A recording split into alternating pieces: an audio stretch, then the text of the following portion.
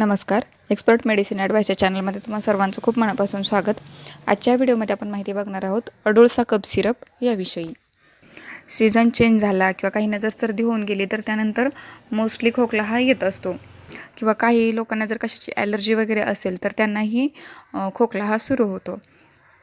तर अशा वेळी आपण अनेक कफ सिरप घेतो. आतापर्यंत आपण ॲलोपॅथिकचे जे कफ सिरप आहेत त्याचे व्हिडिओ अपलोड केलेले आहेत, पण आजचा हा अडुळसा जेणेकरून हा सर्वांच्या परिचयाचा आहे असे आयुर्वेदिक प्रिपरेशन त्याची पूर्ण माहिती बघूयात.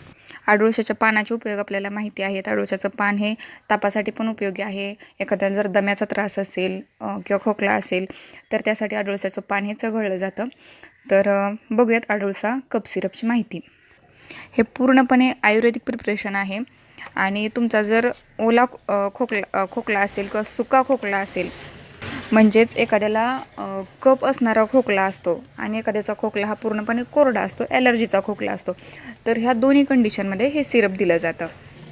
ह्या सिरपमध्ये असणारे जे अडुळसा आहे, शुंठी आणि बेहडा आहे ते काही करतं, तुमचा जो बडका आहे तो कमी करण्याचं काम करतं. म्हणजे तो जर जास्त थिक असेल, काहींचा कफ हा तुटतच नाही, तर तो कफ तोडण्याचं काम हे 3 घटक करतात. तो जो तुमचा बडका आहे तो पातळ करतात आणि इझिली तो थुंकीद्वारे बाहेर पडला जातो आणि घशाची खवखव ही कमी करतं. याच्यामध्ये दुसरं जे असणारे कंतकरी आणि पिपळी जे आहे ते तुमच्या खोकल्यासाठी यूज केलं जातं. हे ब्रॉन्कोडायलेटर आणि म्युकोलायटिक ॲक्शन दाखवतं. म्हणजेच तुमचा जो घशाचा जो एअरवे आहे ते थोडासा मोठा करतं, त्याला जी आलेली सूज वगैरे आहे त्यातून कमी करतं आणि तुम्हाला जो वारंवार सारखा खोकला येत असतो, ॲलर्जीच्या पेशंटमध्ये कसं होतं की एकदा जर खोकला सुरू झाला तर तो खोकला कमी नाही होत, ती उबळसारखी पाठोपाठ चालूच राहते आणि घशात सारखं असं वाटतं की शांत नाही, असं काहीतरी वळवळ झाल्यासारखं होतं आणि कंटिन्यू खोकला येत राहतो. तर वारंवार येणाऱ्या खोकल्यापासून हे रिलीफ देतं. ह्याच्यामध्ये मुलेठी म्हणून पण एक घटक आहे. तर जे तुमच्या घशामध्ये जे खराश आहे किंवा जे थ्रोटला जे इरिटेशन होतं ते पूर्णपणे कमी करतं. नंतर याच्यामध्ये तुळशी पण आहे आणि हळद पण असते, तर ती तुम्हाला सर्दी पडशापासून रिलीफ देते. याच्यामध्ये जो बेहडा म्हणून जो घटक आहे, तर छातीमध्ये कफ झाल्यावर कसं घरघर होतं कंटिन्यू, तर ती जी घरघर आहे ते कमी करण्याचं काम हा बेहडा करतो.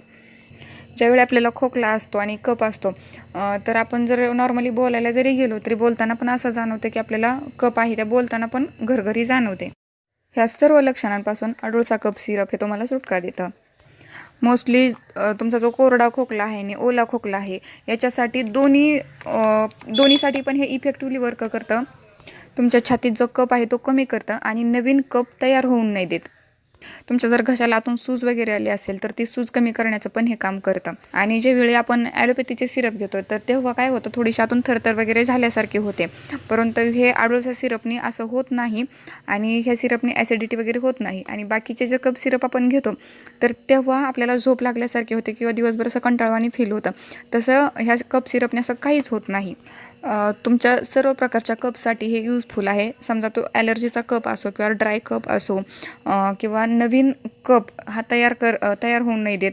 आणि काही लोक जे समजा स्मोकिंग वगैरे करतात तर त्यांनाही जर झालेला कप असेल तर तो कपसुद्धा तोडायचं काम हे अडुळसा कप सिरप करतं. तुम्ही सर्वांसाठी हे सिरप देऊ शकता. अगदी लहान मुलांपासून मोठ्या माणसांना, वयोवृद्ध लोकांना, सर्वांनाही कप सिरप चालतं.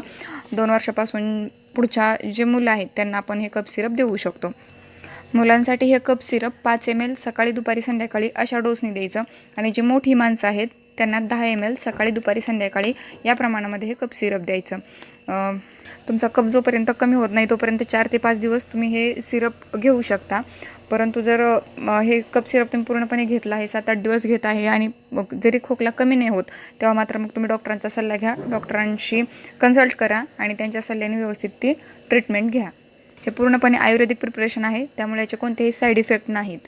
जर तुम्हाला दिलेली माहिती आवडली असेल तर व्हिडिओला लाईक करा आणि चॅनलला नक्की सबस्क्राईब करा. परत भेटू अशाच एका छानशा व्हिडिओमध्ये. तोपर्यंत धन्यवाद.